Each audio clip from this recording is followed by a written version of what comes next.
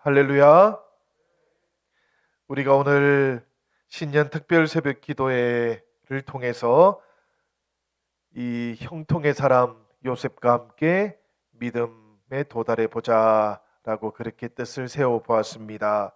사랑하는 여러분, 특별히 우리가 요셉과 함께 믿음에 잘 도달하시기를 기원합니다. 오늘 요셉은 이렇게 말을 하고 있어요. 창세기 39장 1절인데 요셉이 이끌려 애굽에 내려가매 바로의 신하 시위대장 애굽 사랑 보디발이 그를 그리로 데려간 이스마엘 사람의 손에서 그를 산이라. 사실 창세기 37장 마지막 절에는 보면 미디안 사람이 보디발에게서 요셉을 팔았다 그렇게 말을 하고 있는데 39장에서는 보디발이 이스마엘 사람의 손에서 요셉을 샀다라고 그렇게 말하고 있는 것이지요. 이제부터 보디발이 요셉 삶에서 주도적인 역할을 하게 될 것이다라는 것, 이것을 우리에게 알려주고 있는 겁니다. 그러나 동시에 요셉의 삶은 여호와께서 그와 함께 하심을 보며 또 여호와께서 그의 범사에 형통케 하심을 보았더라라는 말씀처럼 하나님께서 함께 하시는 인생이기도 했던 것이지요. 그래서 요셉은 환난을 받지만 그럼에도 여호와께서 함께 하심으로 오히려 아브라함에게 주셨던 약속이 성취되어 가는 것을 우리가 보게 되는 겁니다. 오늘은 우리가 여기까지의 말씀을 한번 살펴보려고 합니다. 우선 형들이 요셉을 팔아서 애굽으로 오게 된 것인데요. 요셉은 형들에게 하나님께서 자기를 애굽으로 보내신 것이다 그렇게 말을 했습니다. 자기가 겪었던 여러 가지 고통들 속에서도 오히려 하나님께서는 자기와 함께 계셔서 아브라함에게 주셨던 그 약속을 요셉에게 이루어 주셨다라고 그렇게 고백하고 있는 것이지요. 이 요셉의 이야기 37장 2절부터 시작이 되고 있는데 그 내용을 간단히 살펴보면 요셉은 우선 17세 나이에 이스라엘 사람들에게 팔리게 되었어요. 그렇지만 성경이 요셉에 대해서 알려주고 있는 일은 도덕적인 판단은 아니었습니다. 요셉은 그저 형들의 미움을 살 만한 것이었다라는 것만 지금 알려주고 있는데 요셉이 그렇게 했다라는 말도 아닙니다. 그저 자신의 꿈에 대한 이야기를 했던 것이고 이것이 형들에게는 미움을 싸게 되었을 뿐이다라는 그런 이야기지요. 두 번째로 야곱은 노년에 얻은 아들 요셉을 다른 아들들보다 더 사랑했습니다. 그래서 채색 옷을 입혔고 편애를 보여주기도 했던 것이지요. 창세기 37장 4절을 보면 그 형들이 아비가 형제들에게 그를 사랑함을 보고 그를 미워하여 그에게 언사가 불평하였더라. 이 말씀처럼 요셉에 대해서 불평했던 겁니다. 세 번째로는 요셉과 형들의 갈등이 37장 5절에서 8절까지에 나오는데요. 그 내용은 이러합니다. 요셉이 꿈을 꾸고 자기 형들에게 고함해 그들이 그를 더욱 미워하였더라. 요셉이 그들에게 이르되 청컨대 나의 꾼 꿈을 들으시오. 우리가 밭에서 곡식을 묵더니 내 단은 일어서고 당신들의 단은 내 단을 둘러서서 절하더이다. 그 형들이 그에게 이르되 네가 참으로 우리의 왕이 되겠느냐 참으로 우리를 다스리게 되겠느냐 하고 그 꿈과 그 말을 인하여 그를 더욱 미워하니. 이어지는 또 다른 꿈에 대한 이야기도 있지요, 여러분. 그 이야기들을 가만히 생각해 보면 결국에는 이 모든 일들이 기화가 되어서 요셉을 시기했던 형들은 요셉을 팔게 되었던 겁니다. 그러니 우리가 요셉의 꿈을 한번 살펴볼 필요가 있어요. 요셉의 꿈이라고 하는 것, 이것은 보통 사람들의 꿈하고는 조금 다른 것 같습니다. 사람들이 말하는 꿈은 어떤 의미를 둘 수 없는 그런 꿈이겠지만 요셉의 꿈이라고 하는 것은 예언적인 성격을 띠고 있는 꿈이었기 때문입니다. 이 점은 요셉이 꿈에 대해서 말할 때 형들과 아버지가 보였던 반응을 통해서도 우리가 깨달을 수 있는 것이지요. 그리고 동시에 요셉의 꿈이 하나님의 계시라고 하는 또 다른 증거도 있습니다. 바로 요셉이 꿈을 꾸고 또 말을 했을 때 아버지 요셉이 보였던 반응이 바로 그 내용이지요. 아버지 야곱은 요셉이 말한 꿈을 듣고 그 요셉을 꾸짖었지만 그러나 요셉의 꿈에 대한 야곱의 반응이 형들의 반응과는 달랐습니다. 창세기 37장 11절에 나오는 말씀을 보면 그 형들은 시기하되 그 아비는 그 말을 마음에 두었더라. 이렇게 표현하기 때문입니다. 야곱이 요셉의 말을 마음에 둔 이유는 예사롭게 들리지 않았기 때문이에요. 요셉이 말한 꿈을 하나님의 계시로 생각하고 마음에 새겨두었기 때문입니다. 그럼에도 불구하고 이 요셉의 꿈이라고 하는 것, 이것이 갈등의 원인이 되었다라는 것은 부정할 수가 없습니다. 갈등을 하나님의 주권에 속한 것으로 하나님께서 받으셨기 때문이지요. 그래서 많은 고난과 시련을 받게 되었지만 그럼에도 불구하고 요셉은 결코 형들을 원망하지는 않습니다. 자신이 겪었던 모든 일들이 오히려 하나님의 주권에 속한 것이라는 것을 나중에는 고백할 수 있게 되었던 것이지요. 생각해 보면 우리들에게도 이런 고난이 찾아옵니다. 하나님의 주권적인 섭리 가운데 주어지는 고난들이 있기 때문입니다. 그래서 우리 그리스도인들은 그런 고난을 겪을 때 쉽게 원망하거나 혹은 쉽게 낙심하지는 말아야 되는 것이지요. 지금 다 이해되지 않는다고 할지라도 이런 고난의 과정을 통해서 하나님께서 이루실 그런 일들이 있으시다라는 것을 우리가 믿기 때문입니다. 형들과 갈등이 없었다면 요셉은 애굽에 팔려갈 일도 없었겠지요. 그리고 나면 애굽의 총리가 되지도 못했을 것입니다. 그러나 또 생각해 보면 형들과의 갈등 때문에 애굽의 총리가 되었고 그리고 하나님께서는 그것까지도 사용하셔서 그분의 뜻과 그분의 계획을 다 이루어 주셨던 것입니다. 우리들도 이 말씀을 곰곰이 생각해 보아야 됩니다. 나에게 찾아오는 고난과 시련이 온전히 하나님의 뜻 가운데 머물러 있는 것이라면 그것을 통해서 하나님께서는 하나님의 놀라운 일들을 이루어 가실 것이기 때문입니다. 로마서 8장 28절의 말씀은 우리에게 이렇게 알려주고 있는 것이지요. 우리가 알거니와 하나님을 사랑하는 자 곧 그 뜻대로 부르심을 입은 자들에게는 모든 것이 합력하여 선을 이루느니라.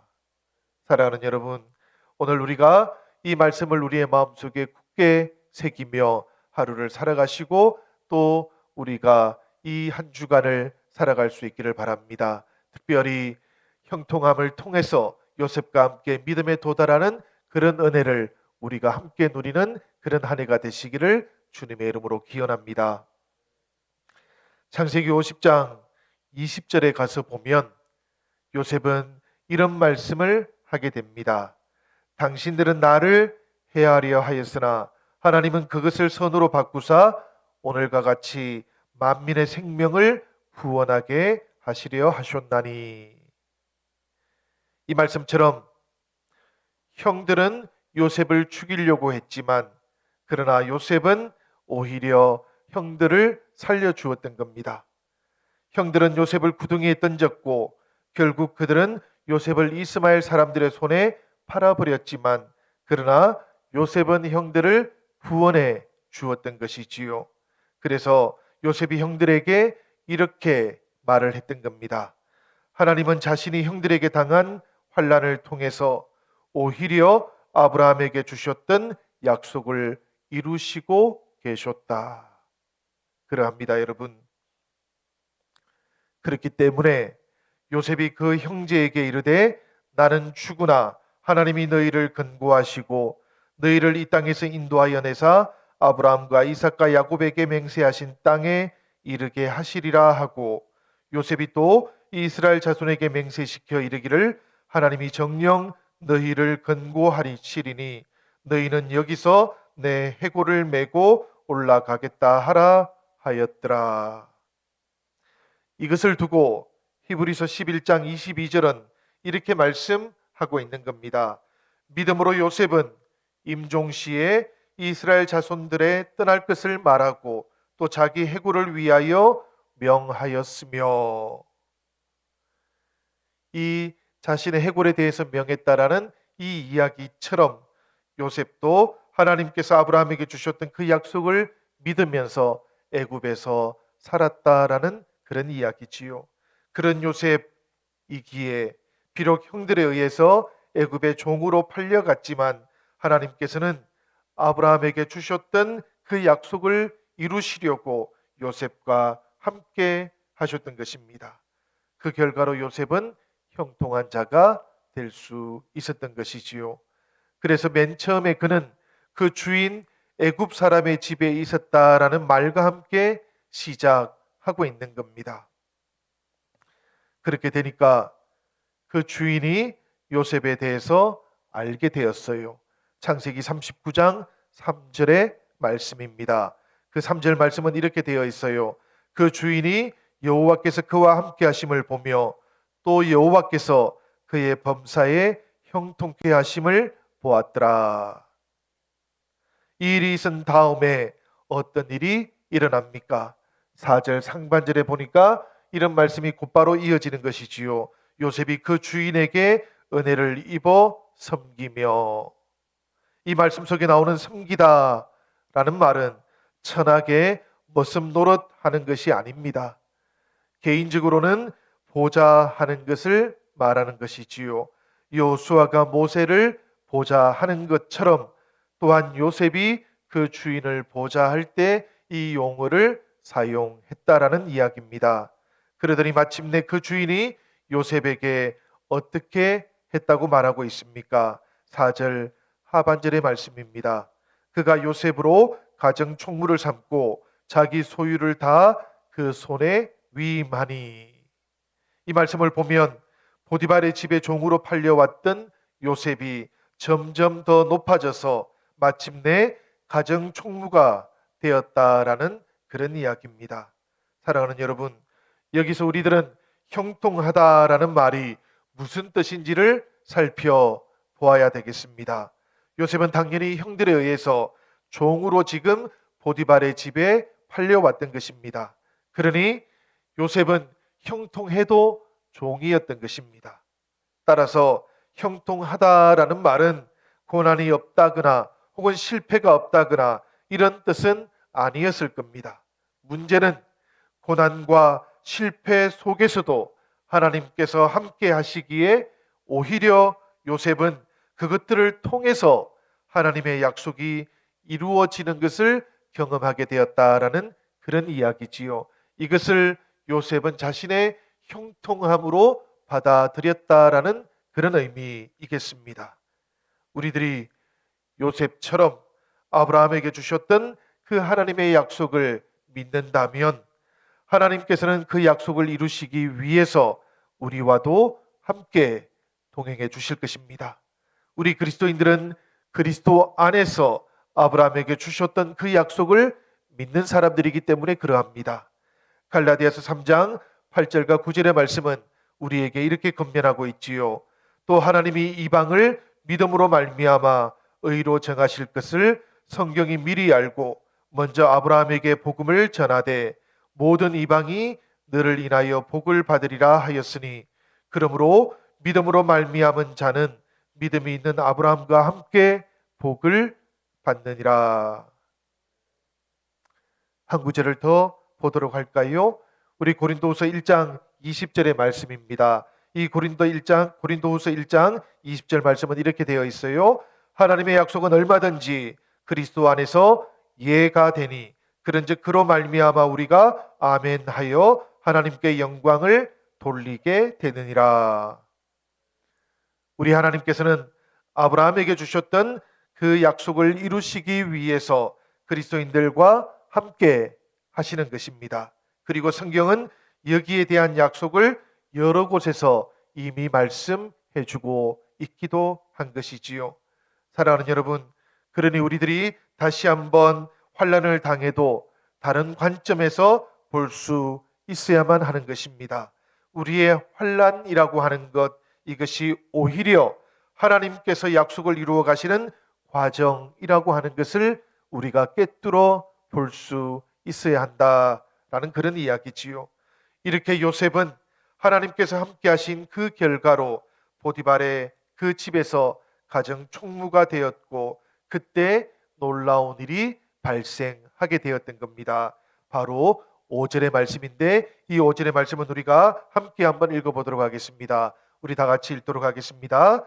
그가 요셉에게 자기 집과 그 모든 소유물을 주관하게 한 때부터 여호와께서 요셉을 위하여 그 애굽 사람의 집에 복을 내리심으로 여호와의 복이 그의 집과 밭에 있는 모든 소유에 미친지라. 아멘. 보디발은 여기서 그 애굽 사람이라고 그렇게 불리는데, 놀라운 것은 여호와께서 요셉을 위하여 그 애굽 사람 집에 복을 내리셨다라는 그런 이야기입니다. 이건 역시 사실은 놀라운 일이지요. 하나님께서 아브라함에게 주셨던 약속을 요셉에게 나타내기 위해서 그 애굽 사람에게도 복을 허락해 주셨다라는 그런 뜻이기 때문입니다.